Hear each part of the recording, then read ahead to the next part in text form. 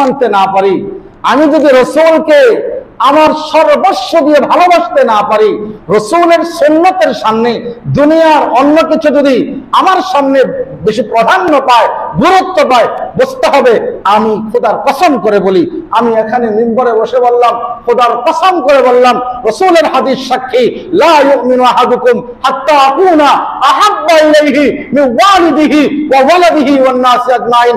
রাসূল বলেন, যতক্ষণ পর্যন্ত আমি মুহাম্মদুর রাসূলুল্লাহ তোমার কাছে তোমার বাবা, তোমার মা, তোমার সন্তান, তোমার সম্পদ, তোমার ক্ষমতা সব কিছুর চেয়ে আমি তোমার কাছে ভালো পছন্দনীয় ভালোবাসার পাত্র হতে না পারবো, ততক্ষণ পর্যন্ত তুমি কামেল ঈমানদার হতে পারবা না।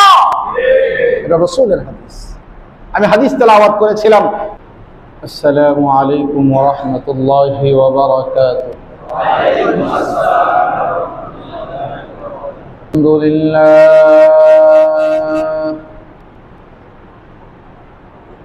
আলহামদুলিল্লাহি ওয়া কাফা ওয়া সালামুন আলা ইবাদিহিল্লাযীনা ইসতাফা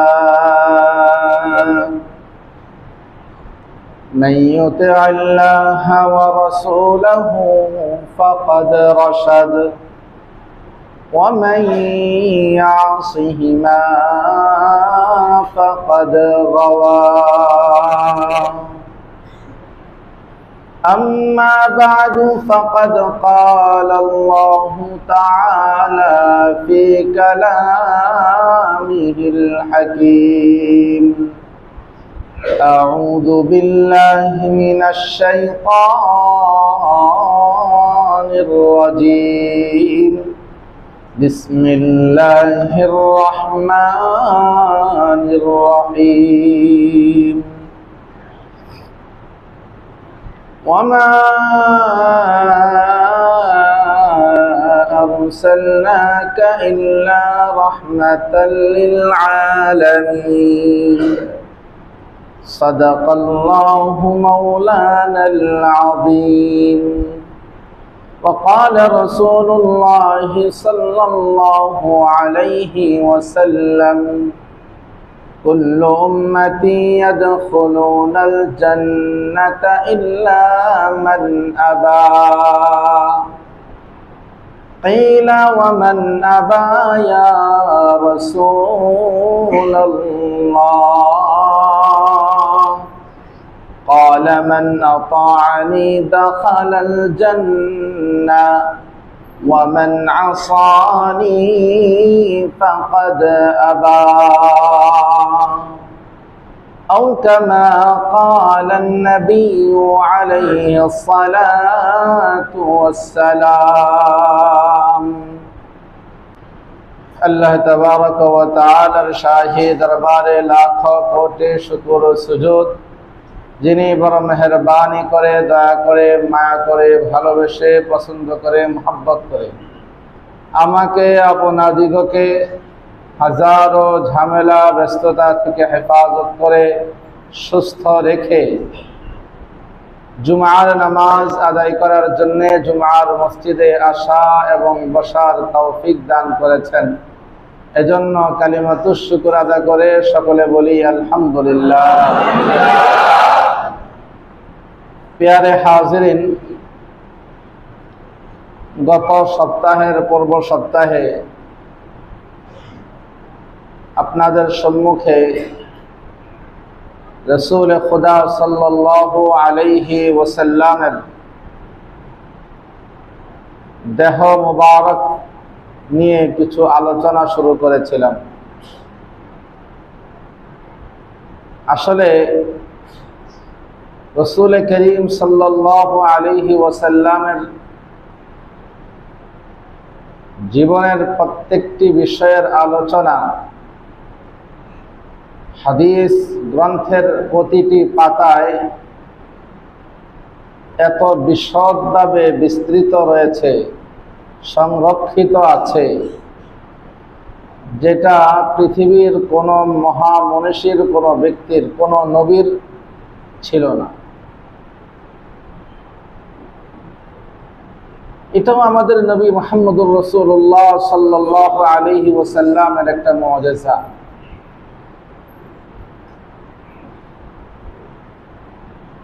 নবীজি সাল্লাল্লাহু আলাইহি ওয়াসাল্লাম চলে গেছেন 1450 বছর আগে।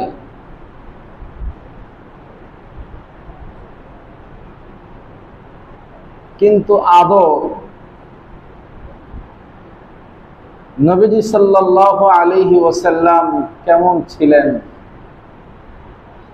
চেহারার ভাব কেমন ছিল, চোখের ভুরুটা কেমন ছিল, নাকটা কেমন ছিল, মুখটি কেমন ছিল, দাঁতগুলো কেমন ছিল, এভাবে শরীরের প্রত্যেকটা অঙ্গ প্রত্যঙ্গের বর্ণনা পর্যন্ত সঠিকভাবে সংরক্ষিত রয়েছে।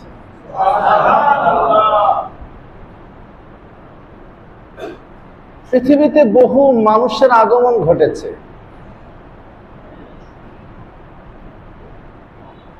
বহু মহারথী অতিবাহিত হয়ে গিয়েছেন, যাদের জীবনীর উপরে বহু গ্রন্থ লেখা হয়েছে। কিন্তু এমন একজন মহামানব,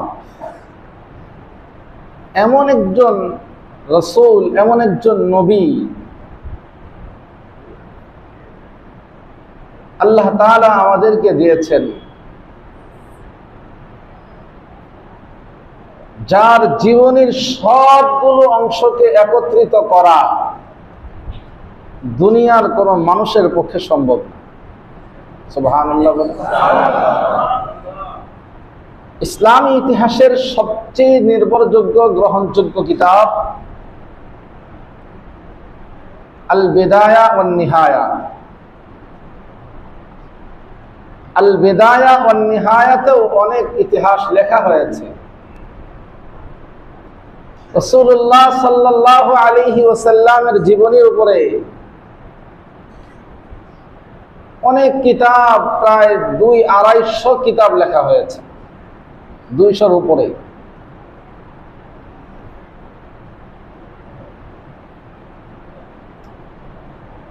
এক এক কিতাবের খণ্ড 12টা, 14টা, 15টা, 20টা পর্যন্ত আছে, শুধু রাসূলের জীবনী।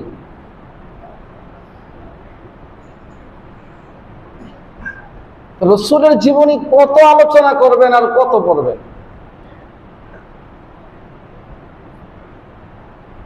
এজন্যই আল্লাহ রাব্বুল আলামিন সূরা আলাম নাশরাহর মধ্যে লিখেছেন, আয়াত নাযিল করেছেন, ওয়া রাফা'না লাকা যিকরাক, ওয়া রাফা'না লাকা যিকরাক। হাবিব, আমি আপনার তাজকিরা, আপনার জিকির, আপনার আলোচনা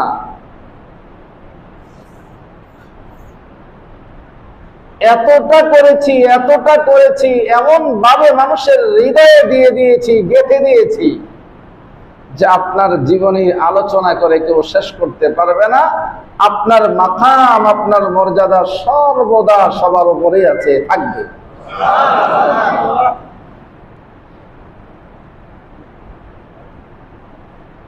উম্মুল মুমিনিন হযরত আয়েশা সিদ্দিকা রাদিয়াল্লাহু তাআলা আনহাকে রাসূলের ইন্তেকালের পরে কিছু সাহাবায়ে কেরাম একত্রিত হয়ে জানতে চেয়েছিলেন যে আমাদেরকে রাসূলের জীবনী একটু শোনান। হযরত আয়েশা অল্প কথায় জবাব দিয়েছেন, কানা খুলুকুহু আল কোরআন। ও আল্লাহর নবীর সাহাবীরা, তোমরা কি কোরআন তেলাওয়াত করো না? তোমরা কি কোরআন তেলাওয়াত করো না? বলে হ্যাঁ করি। বলে যদি কোরআন তেলাওয়াত করেই থাকো, তো কোরআনের চেয়ে রাসূলের জীবনী আর আমি তোমাদেরকে কি শোনাবো?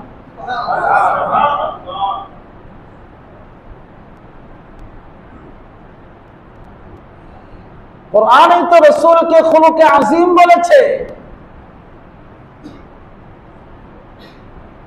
কোরআন এই রাসূলকে ওয়া রাফা'না লাকা যিকরাকে আলোচনা করেছে। কোরআন এই রাসূলকে লাকাদ কানা লাকুম ফি রাসূলিল্লাহি উসওয়া বলেছে। কোরআন এই রাসূলকে লাকাদ জাআকুম রাসূলুম মিন আনফুসিকুম আজিজুন আলাইহি মা আনিতুম হারিসুন আলাইকুম বিল মুমিনিনা রাউফুর রহিম বলেছে। কোরআনে লাকাদ মান্নাল্লাহু আলাল মুমিনিনা ইয বা'আসা ফীহিম রাসূলাম মিন আনফুসিহিম বলেছে। কত বলবো, রাসূলকে আল্লাহ রাব্বুল আলামিন এভাবে সব জায়গায়। তো প্যারে হাজিরিন, এজন্য বলছিলাম যে রাসূলুল্লাহ সাল্লাল্লাহু আলাইহি ওয়াসাল্লামের সিরাত আলোচনা করে শেষ করা সম্ভব নয়। ওনার এই 3.5 হাত বডি যেটা ছিল, এই বডির আলোচনা করেও আমি শেষ করতে পারবো না। এই বডির আলোচনা করেও শেষ করা সম্ভব নয়। তারপরেও শুরু করেছি মুখতাসার আন্দাজে, একেবারে সংক্ষিপ্ত আকারে। শুধু আমি রাসূলের হাদিসগুলো, সাহাবায়ে কেরাম থেকে বর্ণিত কথাগুলো রাসূলের দেহাওয়া সম্পর্কে পড়বো আর তরজমা করবো, এর বেশি করা সম্ভব। কারণ একটা দুইটাকে আলোচনা করতে যাই তো এরকম এক এক জুমায় আলোচনা করতে করতে বছর চলে যাবে, শেষ হবে না, শেষ হবে না। রাসূলুল্লাহ সাল্লাল্লাহু আলাইহি ওয়াসাল্লাম উম্মতের জন্য বড় মুক্তির দিশারি ছিলেন। রাসূলের একটা অঙ্গ আল্লাহ রাব্বুল আলামিন এমন ভাবে সৃষ্টি করেছেন, যে কথাটা বিগত সপ্তাহে আমি আপনাদেরকে হযরত হাসান ইবনে সাবিত রাদিয়াল্লাহু তাআলা আনহু এর আবৃত্তকৃত কবিতার মাধ্যমে শুনিয়েছিলাম। যে কথাটা আমি হযরতে আয়েশা সিদ্দিকা রাদিয়াল্লাহু তাআলা আনহার কবিতার মাধ্যমে শুনিয়েছিলাম।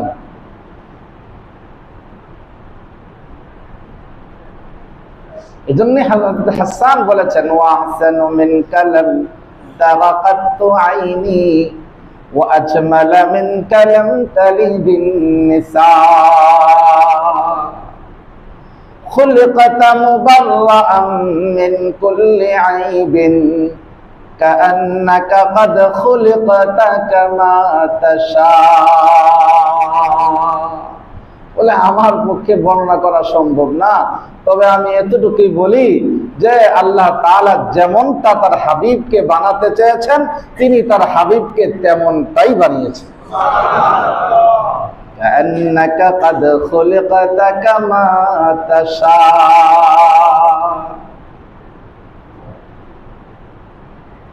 প্রিয় হাজিরিন, আমি রাসূলুল্লাহ সাল্লাল্লাহু আলাইহি ওয়াসাল্লামের চেহারার আলোচনা করেছিলাম।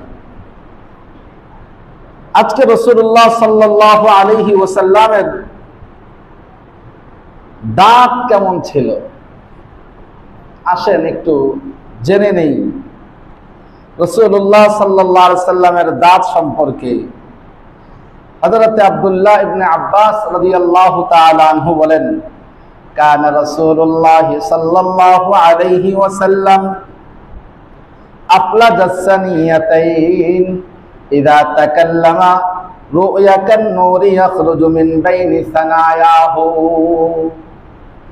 রাসূল খুদা সাল্লাল্লাহু আলাইহি ওয়াসাল্লামের দাঁত, সামনের এই দাঁতগুলো একটু বড় বড় ছিল এবং দুই দাঁতের মাঝখানে ফাঁকা জায়গা ছিল।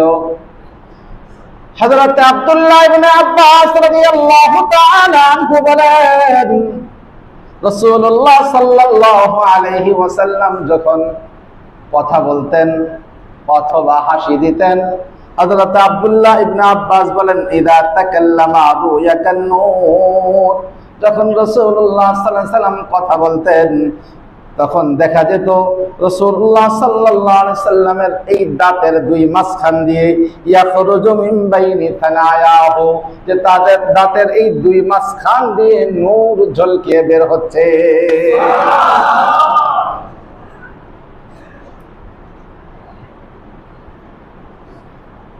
এই ছিল রসুলের দাঁত।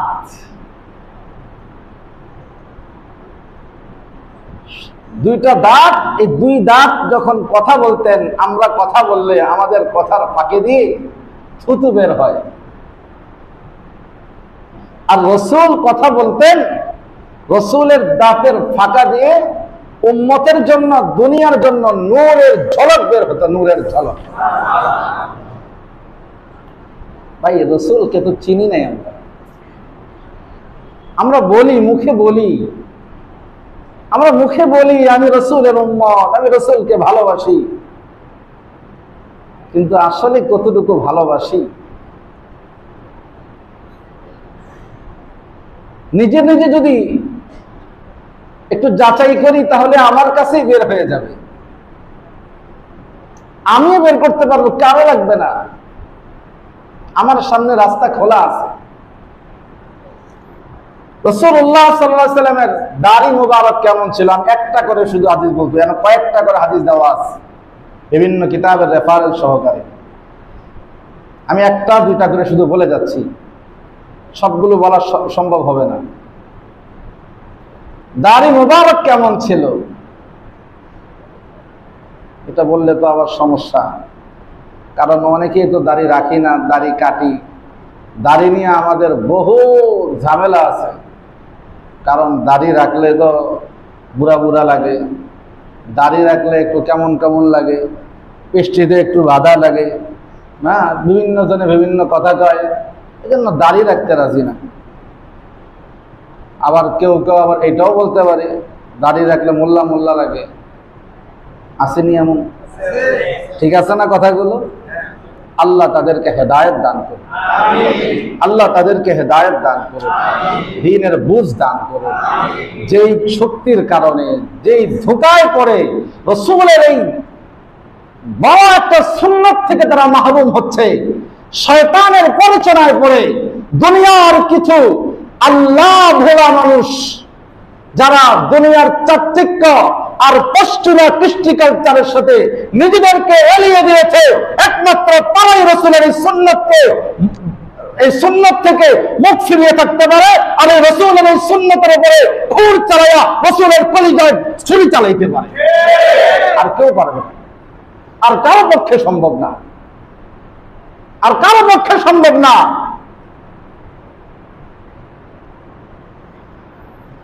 রাসূলুল্লাহ সাল্লাল্লাহু আলাইহি ওয়াসাল্লামের দাড়িগুলো ছিল কালো।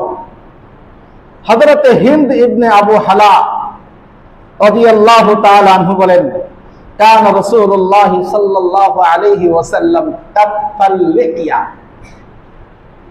রাসূলুল্লাহ সাল্লাল্লাহু আলাইহি ওয়াসাল্লামের দাড়িগুলো খুব বিস্তীর্ণ এবং খুব কালো ছিল।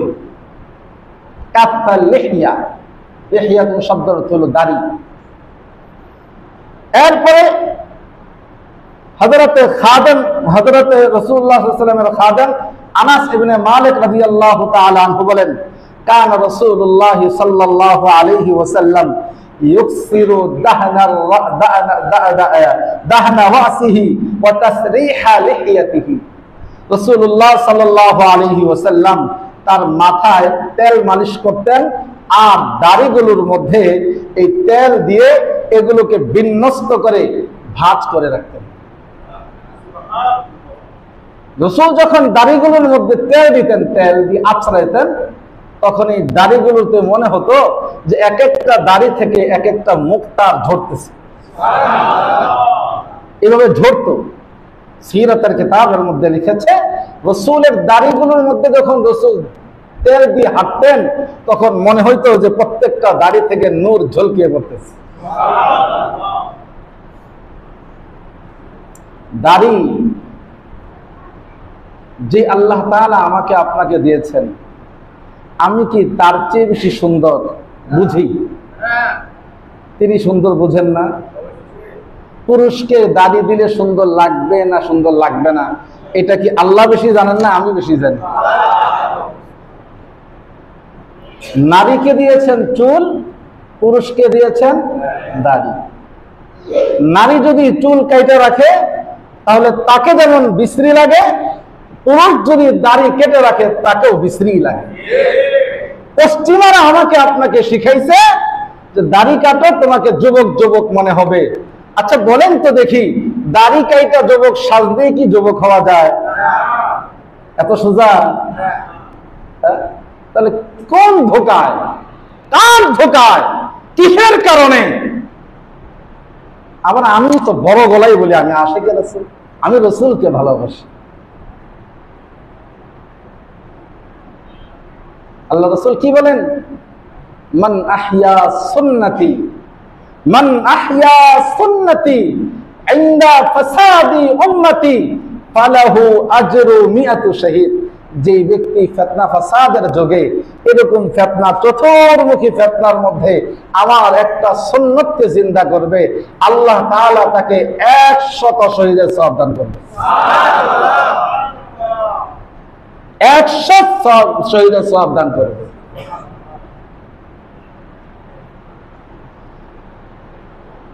আল্লাহ রাসূল বলেন খালিফুল মুশরিকিন, খালিফুল মুশরিকিন আহবুস শাওয়ারিব আউফুল লুহা।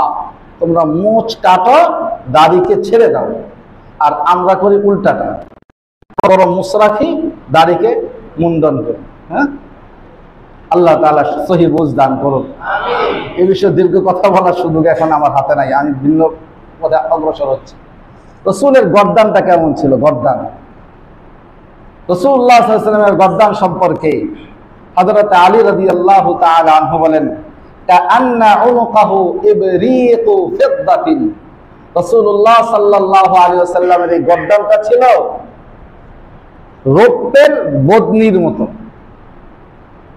রূপার বদনির মতো ছিল।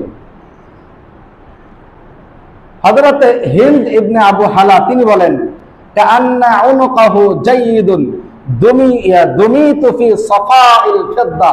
রাসূলুল্লাহ সাল্লাল্লাহু আলাইহি সাল্লামের এই গর্দানটা হাতির দাঁতের মতো বিস্তৃত মতির মতো ছিল। রাসূলুল্লাহ সাল্লাল্লাহু আলাইহি সাল্লামের এই গর্দান, সাধারণত রাসূলুল্লাহ সাল্লাল্লাহু আলাইহি সাল্লামের এই গর্দানটা আমাদেরটা যেমন থাকে একটু ব্যতিক্রম ছিল, একটু বড় ছিল, এতটা ছোট ছিল না। এর কারণও ছিল। কারণ কি? এর কারণ হলো হযরত আলী রাদিয়াল্লাহু তাআলা আনহু বলেন, কানা রাসূলুল্লাহ সাল্লাল্লাহু আলাইহি ওয়াসাল্লাম জালিলাল মুশাশি ওয়াল কাতিব। যে রাসূলুল্লাহ সাল্লাল্লাহু আলাইহি সাল্লামের এই অস্থি গ্রন্থিগুলো এবং দু কাদের মিলনস্থল ছিল অত্যন্ত উন্নত এবং স্পষ্ট। হযরত হিন্দ ইবনে আবু হালা রাদিয়াল্লাহু তাআলা আনহু তিনি বর্ণনা করেন যে কানা রাসূলুল্লাহ সাল্লাল্লাহু আলাইহি ওয়াসাল্লাম বাঈদা মা বাইনাল মানকিবাইন। এই মানে মানকিব, এই দুই কাঁধ এতটা কাছাকাছি, আমাদের যেমন অধিক কাছাকাছি, রাসূলের এত কাছাকাছি ছিল না, একটু বেশি ছিল। কারণ কি? কারণ ছিল রাসূলুল্লাহ সাল্লাল্লাহু আলাইহি সাল্লামের এই কাঁধের মধ্যে ছিল মোহরে নবুয়ত।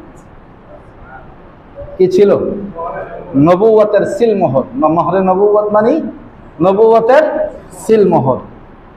হযরত সাঈদ ইবনে ইয়াজিদ রাদিয়াল্লাহু তাআলা আনহু তিনি বর্ণনা করেন, যাহাবতু বি খালাতি ইলা নবী সাল্লাল্লাহু আলাইহি ওয়াসাল্লাম। আমি আমার খালার সাথে রাসূলুল্লাহ সাল্লাল্লাহু আলাইহি সাল্লামের কাছে গেলাম। ফাকালাত ইয়া রাসূলুল্লাহ ইন্না ইবনা উখতি ওয়াজিউন। যে বললেন, ইয়া রাসূলুল্লাহ আমার ভাগ্নি অসুস্থ। ফামাসাহা বিরাসি। তিনি রাসূলুল্লাহ সাল্লাল্লাহু আলাইহি ওয়াসাল্লাম আমার মাথা মুছে দিলেন, স্পর্শ করলেন। ওয়া দাআলি বিল বারাকা, এবং তিনি আমার জন্য বরকতের দোয়া করলেন। ওয়া তাওয়াদ্দা ফাশারিবতু মিন ওয়াদুইহি। রাসূলুল্লাহ সাল্লাল্লাহু আলাইহি ওয়াসাল্লাম পাত্র থেকে পানি নিয়ে ওযু করলেন এবং অতিরিক্ত পানি যেটা ছিল সেটা পান করলেন। ফাকুনতু, আমি দাঁড়ালাম, খালফা যহরি, রাসূলুল্লাহ সাল্লাল্লাহু আলাইহি ওয়াসাল্লামের পিছনে গিয়ে। ফানাযারতু ইলা খাতামি বাইনা কাতিফাইহি। আমি হঠাৎ করে দাঁড়ালাম যখন আমার নজর গিয়া পড়লো রাসূল সাল্লাল্লাহু আলাইহি ওয়াসাল্লামের এই দুই মানকিবের মাঝখানে, দুই মানকিবের মাঝখানে আমার নজর পড়লো। ফাইদা হুয়া মিসলু জিররিল হাজালা। যখন এটা পড়লো তখন আমি দেখলাম যে এই জায়গায় প্রায় কবুতরের ডিমের মতো একটা কি জানি দেখা যায়, কবুতরের ডিমের মতো কি জানি দেখা যায়। হযরতে জাবির ইবনে সামুরা রাদিয়াল্লাহু তাআলা আনহু বলেন যে গুদ্দাতুন হামরা মিসলা বাইদাতিল হামামা। রাসূলুল্লাহ সাল্লাল্লাহু আলাইহি ওয়াসাল্লামের এই জায়গাটা ছিল সাদা ফকফকে, কিন্তু এই যে কবুতরের ডিমের মতো গোল। মোহরে নবুয়তটা ঠিক এই জায়গার মধ্যে ছিল। এখানে হযরত আব্দুল্লাহ ইবনে সারজাস তিনি বলেন যে ফারাআইতু মাওদিআল খাতাম আলা নুগদি কাতিফিহি মিসলাল জুমঈ হাওলাহু খিলানুন কান্নাহা ফালিলুন ফাজিতু হাত্তা ইস্তাকবালতুহু ফাকুলতু লাহু গাফারাল্লাহু লাকা ইয়া রাসূলুল্লাহ। আমি রাসূলুল্লাহ সাল্লাল্লাহু আলাইহি ওয়াসাল্লামের এই জায়গার মধ্যে রাসূলের খতমে নবুয়তটাকে দেখেছি। এই জায়গা ছিল, এই জায়গায় এই খতমে নবুয়ত দেখেই বুহাইরা রাহেব ব্যবসায়ী সফরে যখন চাচার সাথে যাচ্ছিলেন, ওই বুহাইরা রাহেব এই খতমে নবুয়ত দেখে বলছে যে আপনি তাকে নিয়ে যাবেন না, কারণ আপনি যদি তাকে নিয়ে সেখানে যান তাহলে ইহুদিরা দেখা মাত্রই তাকে হত্যা করবে। কারণ ইহুদিরা জানে শেষ নবীর ঘাড়ের মধ্যে, এই কাঁধের মধ্যে মোহরে নবুয়ত থাকবে, আর যেই ব্যক্তির এখানে মোহরে নবুয়ত থাকবে তিনি আখিরি পয়গম্বর হবেন। আর যিনি আখিরি পয়গম্বর হবেন তিনি দুনিয়ার সব ধর্মকে বাতিল করে, সকল ক্ষমতাকে বাতিল করে একক ক্ষমতার অধিকারী পৃথিবীর মধ্যে তিনি হবেন। আর আল্লাহ রাব্বুল আলামিন তার মাধ্যমে দুনিয়ার মধ্যে ইসলামের প্রচার আর প্রসার ঘটাবেন। এই কারণে ইহুদিরা তাকে দেখলে ছাড়বে না, সেখান থেকেই তাকে পরবর্তীতে ফেরত পাঠিয়ে দেওয়া হয়েছিল। এই মোহরে নবুয়ত এটা রাসূলের কাঁধে ছিল। প্যারে হাজিরিন, এখন এই মোহরে নবুয়তের মধ্যে সিলের মধ্যে আমরা কি লিখি? সভাপতি অমুক, সেক্রেটারি অমুক, বা আমি অমুক মোহতামিম, এটা যার যে পদবি এটা লিখে আমরা সিল বানাই, এটা মাইরা দিই। প্রোপাইটর এই মালিক, ঠিক আছে, ম্যানেজার, এই সিল মারি।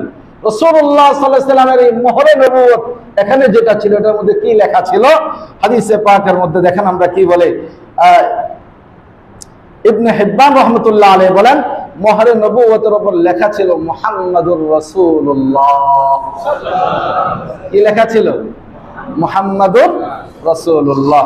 আমি সংক্ষিপ্ত আকারে বলছি, এজন্য বলছি বিস্তারিত আলোচনা করতে পারবো না, সময় স্বল্প, শুধু মূল বিষয়গুলো আপনাদের যেখানে আমি দিচ্ছি। রাসূলুল্লাহ সাল্লাল্লাহু আলাইহি ওয়াসাল্লামের বক্ষটা কেমন ছিল?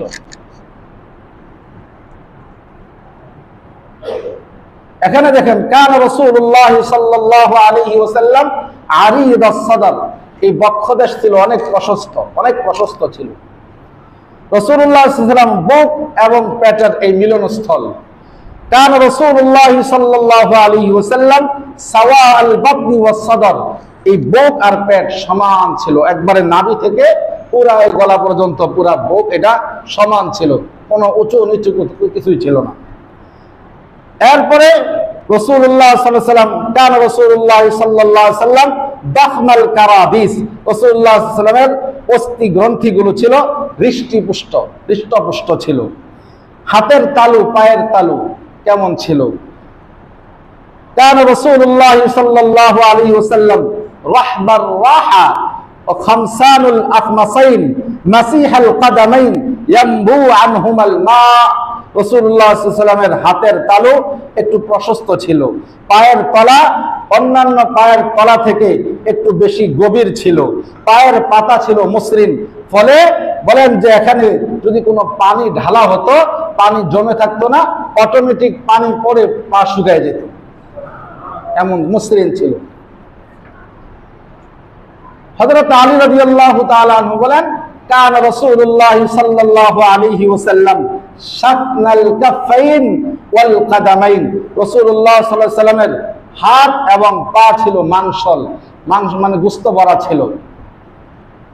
পায়ের গোড়ালিটা কেমন ছিল? আমি একটা হাদিস পড়তেছি, শুধু একটা সবগুলো বলতেছি না। কানা রাসূলুল্লাহ সাল্লাল্লাহু আলাইহি ওয়াসাল্লাম মানহুসাল আকিব, রাসূলুল্লাহ সাল্লাল্লাহু আলাইহি ওয়াসাল্লামের পায়ের গোড়ালিটা সরু ছিল। হাত পায়ের আঙ্গুলটা কেমন ছিল? কানা রাসূলুল্লাহ সাল্লাল্লাহু আলাইহি ওয়াসাল্লাম সাইলাল আতরাফ, রাসূলুল্লাহ সাল্লাল্লাহু আলাইহি ওয়াসাল্লামের আঙ্গুলগুলো লড়কা অর্থাৎ লম্বা ছিল, ছোট ছিল না, একটু লম্বা ছিল। এরপরে শরীরের মধ্যে পশম ছিল কিনা? কানা রাসূলুল্লাহ সাল্লাল্লাহু আলাইহি ওয়াসাল্লাম আরিয়াত সাদিয়াইনি ওয়াল বাতান, নবীজি সাল্লাল্লাহু আলাইহি ওয়াসাল্লামের পেট এবং স্তন লোম শূন্য ছিল, এখানেও কোনো পশম ছিল না, এটাও কোনো পশম ছিল না। তবে কান হযরত আলী রাদিয়াল্লাহু তাআলা আনহু বলেন, কান রাসূলুল্লাহ সাল্লাল্লাহু আলাইহি ওয়াসাল্লাম তাওয়ীলাল মাসরাবা, এই বুক থেকে নাভি পর্যন্ত এই মাঝখান দিয়ে একটা পশমের এরকম রেক ছিল। এমনি ছিল না, কোনো পশম ছিল না, কিন্তু বুক থেকে পেট নাভি পর্যন্ত এই মাঝখানে এরকম একটা পশমের একটা লম্বা একটা শাড়ি ছিল। গায়ের রংটা কেমন ছিল? কান রাসূলুল্লাহ সাল্লাল্লাহু আলাইহি সাল্লাম আবিয়াদা মাশরাবান, রাসূলুল্লাহ সাল্লাল্লাহু আলাইহি সাল্লামের শরীরটা ছিল সাদা এবং লোহিত, লোহিত বর্ণ বিশিষ্ট, মানে খুব সাদা ছিল, ফকফকা সাদা না, যেটা একেবারে সাদা সাদা শ্বেত রোগের মতো এমনটা সাদা ছিল না, আবার কালো ছিল না, যেটা আকর্ষণীয় সাদা, যেটাকে শুভ্রতা যেটাকে বলা হয়, এই ধরনের ছিল।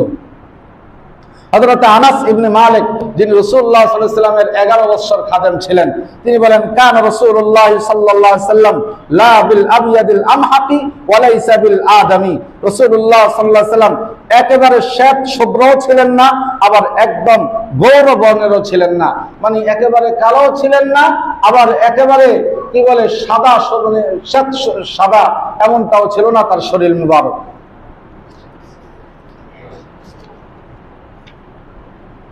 কেমন ছিল? আরেক হাদিসের মধ্যে হযরত আবু হুরায়রা রাদিয়াল্লাহু তাআলা আনহু বলেন, কানা রাসূলুল্লাহ সাল্লাল্লাহু আলাইহি ওয়াসাল্লাম আবয়াবা কাআন্নামা সিগা মিন ফিদ্দাতিন, রাসূলুল্লাহ সাল্লাল্লাহু আলাইহি ওয়াসাল্লামের শরীরের এই শুভ্রতা ছিল রূপার শুভ্রতার মতো। রূপা যেমন সাদা, বলে রাসূলের শরীরটাও ছিল এরকম রূপা সদৃশ সাদা। কানা রাসূলুল্লাহ সাল্লাল্লাহু আলাইহি ওয়াসাল্লাম আনওয়ারাল মুতাজাররাদি, রাসূলুল্লাহ সাল্লাল্লাহু আলাইহি ওয়াসাল্লামের অনাবৃত অঙ্গ পতঙ্গগুলো ছিল দীপ্তমান, শরীরের প্রত্যেকটা অঙ্গই খুব আলোকিত ছিল, উজ্জ্বল থাকতো। আর রাসূলুল্লাহ সাল্লাল্লাহু আলাইহি ওয়াসাল্লামের শরীর মোবারক ছিল অত্যন্ত সুগন্ধিময়। এই বিষয়ে অনেক হাদিস আছে, আমি শুধু হযরতে উম্মে সালমা রাদিয়াল্লাহু তাআলা আনহার একটা হাদিস বলি। হযরত উম্মে সালমা রাদিয়াল্লাহু তাআলা আনহা বলেন, ওয়াযাতু ইয়াদি আলা সাদরি রাসূলিল্লাহ সাল্লাল্লাহু আলাইহি ওয়াসাল্লাম ইয়াওমা মাতা ফামাররা বি জামউ আকিলুন ওয়া তাওয়াদ্দাউ মা তাযহাবু রিহুল মিসকি মিন ইয়াদি, যে রাসূলুল্লাহ সাল্লাল্লাহু আলাইহি ওয়াসাল্লাম যেদিন ইন্তেকাল করেছেন, অর্থাৎ উনি ইন্তেকাল করার পরে আমি রাসূলের শরীরটা এইভাবে একটু মানে ধরছিলাম, আমার হাতটাকে ছোঁয়াছিলাম।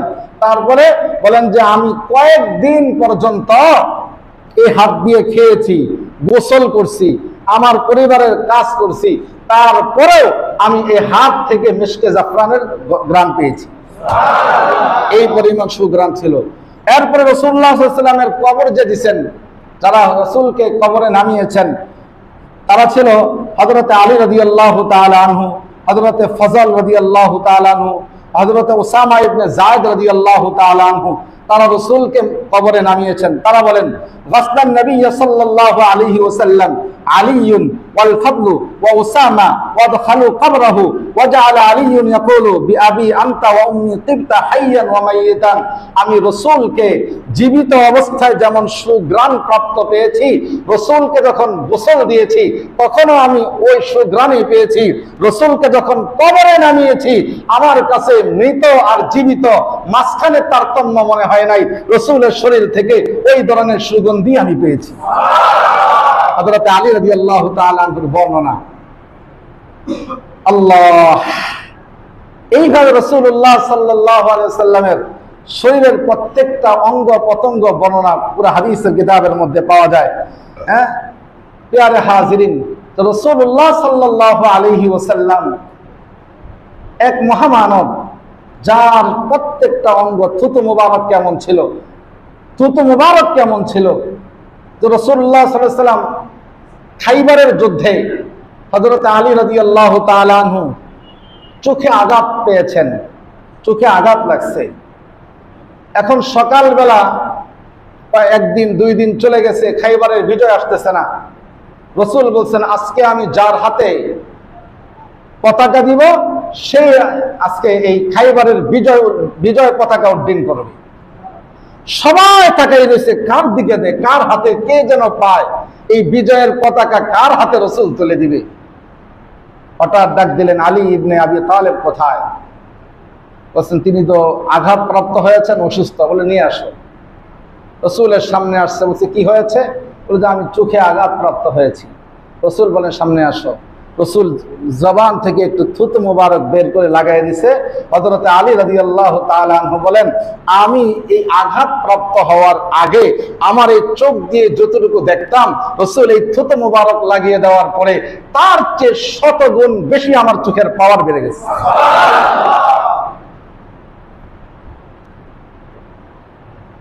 আরেক সাহাবী রাসূলুল্লাহ সাল্লাল্লাহু আলাইহি ওয়াসাল্লাম আবু রাফেকে হত্যা করার জন্য পাঠিয়েছিলেন।